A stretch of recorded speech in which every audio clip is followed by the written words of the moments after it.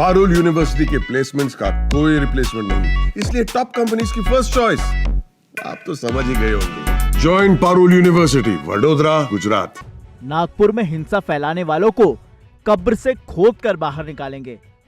ये बयान महाराष्ट्र के मुख्यमंत्री देवेंद्र फडणवीस ने विधानसभा में दिया। उन्होंने कहा कि पुलिस पर हमला करने वालों को किसी भी सूरत में बख्शा नहीं जाएगा। विधानसभा में नागपुर में हुई हिंसा पर सीएम फडणवीस ने कहा कि हालात अब काबू में है। उन्होंने साफ किया, जिन लोगों ने भी हमला किया है उनको किसी भी स्थिति में छोड़ा नहीं जाएगा। पुलिस पर हमला करने वालों को कब्र से खोदकर हम बाहर निकालेंगे। मुख्यमंत्री फडणवीस ने बताया, झूठी अफवाह फैलाई गई जिसके कारण हिंसा हुई।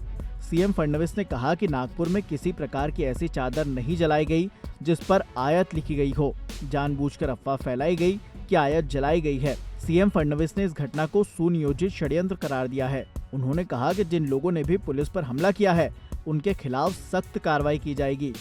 सीएम फडणवीस ने विधानसभा में बताया कि पत्थरबाजी में करीब 80 लोगों की भीड़ शामिल थी। इस दौरान एक पुलिस अधिकारी पर कुल्हाड़ी से हमला किया गया। इसी बीच 3 डिप्टी कमिश्नरों पर भी हमला हुआ। सीएम ने बताया कि कुछ घरों को इस घटना के दौरान जानबूझकर निशाना बनाया गया।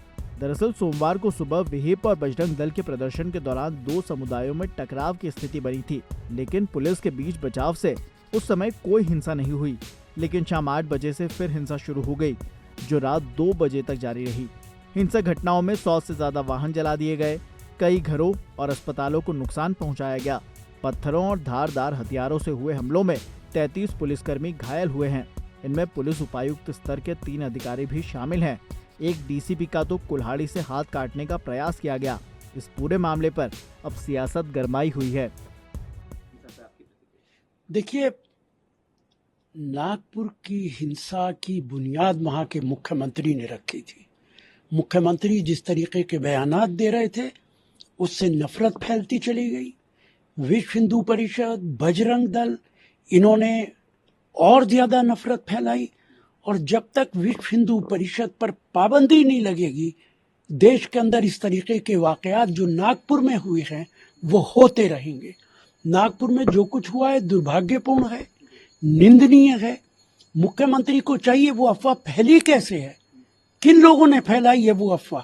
जाहिर है अगर किसी भी मजहब, किसी भी धर्म की धार्मिक किताब के बारे में कोई खबर आएगी तो उसका रिएक्शन होगा, वो कोई भी धर्म हो। इसके लिए वहां की सरकार जिम्मेदार है। और मेरा मुतालबा है कि विश्व हिंदू परिषद पर पाबंदी लगानी चाहिए। जब तक उस पर पाबंदी नहीं लगेगी, देश के अंदर इस तरीके के वाकयात होते रहेंगे।